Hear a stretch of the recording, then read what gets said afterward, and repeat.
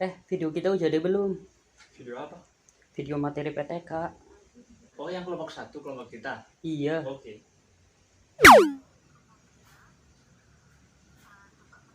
Ini dia. Assalamualaikum warahmatullahi wabarakatuh. Kami dari kelompok pertama yang beranggotakan 3 orang, yaitu Muhammad Ma'ruf Abidin dan saya sendiri, Nima Fitriana dan Muhammad Syafiq Mustafa. Kami akan menyajikan video materi kami yang berjudul Tipologi dan Skop Penelitian Tindakan Kelas yang diampu oleh Bapak Guru Terandes Haji Nur Aziz MPD. Selamat menyaksikan. Penelitian tindakan kelas atau PTK merupakan penelitian yang dilakukan oleh guru, dosen, mahasiswa, peneliti dalam kelas yang diajarkan berdasarkan hasil refleksi diri dengan tujuan memperbaiki kualitas pembelajaran melalui siklus-siklus. Berdasarkan uraian definisi di atas, maka terlihat 4 konsep penting sebagai konsep inti PTK adalah sebagai berikut. 1. Pelakunya yaitu guru, dosen, mahasiswa, dan penelitian lainnya. 2. Tempat melakukannya yaitu kelas. Kelas yang dimaksud di sini bukanlah hanya ruang berupa gedung, namun merupakan tempat berlangsungnya proses belajar mengajar oleh guru dan siswa. 3. Dasar melakukannya adalah karena hasil refleksi dari diri, yaitu suatu keinginan menanyai diri sendiri atau memikirkan dan merenungkan kembali atas praktik PBM yang sudah dilakukan pada kelas yang dibimbingnya, baik pada bagian ide, makna, nilai praktik yang sudah dijalankan. 4. Tujuan melakukan PTK adalah meningkatkan memperbaiki kualitas pembelajaran, meningkatkan hasil belajar, minat belajar, motivasi belajar, aktivitas belajar, pengaturan jadwal pembelajaran siswa, dan semua hal yang terkait dengan kualitas PBM antara guru dan mahasiswa. Tujuan umum menurut Ridwan tahun 2010 itu ada 2 tujuan, yaitu yang pertama tujuan utama dan juga tujuan khusus. Tujuan umum atau tujuan utama itu menggambarkan secara singkat dalam satu kalimat apa yang ingin dicapai melalui penelitian, dan tujuan khusus itu dirumuskan dalam bentuk item-item secara spesifik mengacu kepada pertanyaan-pertanyaan penelitian. Perbedaan PTK dengan penelitian pendidikan secara formal itu dalam formal dilakukan oleh orang luar atau dosen, sedangkan di PTK itu kepala sekolah, guru ataupun calon guru. Nah, di formal ini ketika dilakukan di lingkungan yang variabelnya dapat dikendalikan. Nah, kalau di PTK itu di kelas atau di sekolah. Penelitian tindakan secara formal ini itu dilakukan secara validitas, sedangkan di PTK itu tidak. Di penelitian tindakan kelas secara formal itu dilakukan secara eksternal, sedangkan PTK itu internal. Di dalam pendidikan formal itu tidak kolaboratif, sedangkan PTK itu bersifat kolaboratif. Nah, di formal ini menggunakan hipotesis, sedangkan PTK itu tidak.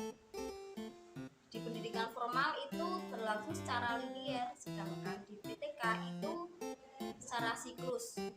Kemudian di formal itu menggunakan kajian teori, sedangkan di PTK itu menggunakan praktek. Ya, Assalamualaikum warahmatullahi wabarakatuh. Di sini saya akan melanjutkan materi yang berikutnya, yaitu tentang tipologi dan skop penelitian tindakan kelas. Ya, yang pertama itu tipologi mengandung 2 kata, yakni typo dan logi, yang berasal dari tipe dan logos. Tipe adalah gaya atau mode, sedangkan logos adalah ilmu. Lalu tipologi belajar. Tipologi belajar siswa, yang artinya cara bagaimana yang paling cepat dan mudah bagi seorang siswa menyerap, memahami, dan mengolah informasi yang diberikan kepadanya. Lalu terdapat juga macam-macam penelitian tindakan menurut Henry dan McTaggart dalam Depdikbud tahun 1999. Yang pertama yaitu Participatory Action Research atau PAR. Biasanya dilakukan sebagai strategi transformasi sosial yang menekankan pada keterlibatan masyarakat, rasa ikut memiliki program dan analisis problem sosial berbasis masyarakat. Lalu yang kedua yaitu Critical Action Research. Biasanya dilakukan oleh kelompok yang secara kolektif mengkritis masalah praktis dan penekanan kepada komitmen untuk bertindak menyempurnakan situasi. Misalnya hal-hal yang terkait dengan ketimpangan ras atau gender. Lalu yang ketiga yaitu Classroom Action Research. Biasanya dilakukan oleh guru atau calon guru di kelas atau sekolah tempat ia mengajar dengan penekanan pada penyempurnaan atau peningkatan proses dan praktek pembelajaran. Yang keempat yaitu Institutional Action Research.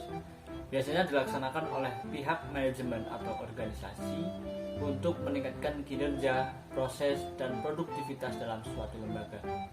Lalu ada scope atau ruang lingkupnya. Ya, jadi ada ruang lingkup terdapat yaitu ada 3. Yang pertama penelitian tindakan skala makro. Lalu yang kedua penelitian tindakan level sekolah. Lalu yang ketiga penelitian tindakan untuk guru atau level kelas juga termasuk. Lalu skup atau ruang lingkupnya penelitian tindakan skala makro. Yang pertama meningkatkan partisipasi dunia usaha dalam pembiayaan pendidikan. Yang kedua meningkatkan angka partisipasi siswa tingkat SLTA. Yang ketiga menggalakkan penulisan karya ilmiah penelitian oleh guru. Lalu penelitian tindakan level sekolah. 1. Meningkatkan kepedulian orang tua untuk mendorong belajar siswa, mengurangi jumlah kasus school vandalism atau tawuran. Yang kedua, menghidupkan unit produksi di sekolah kejuruan. Lalu yang terakhir atau yang selanjutnya, penelitian tindakan untuk guru. Di sini dalam kurung level kelas ya. Yaitu meningkatkan time on task siswa dalam pembelajaran, merangsang anak untuk berani bertanya dalam KBM, lalu mengatasi kesulitan siswa dalam pokok bahasan, lalu fungsi komposit menumbuhkan kebetahan siswa belajar secara di perpustakaan. Mungkin itu saja yang bisa kelompok kami sampaikan, kurang lebihnya mohon maaf. Assalamualaikum warahmatullahi wabarakatuh.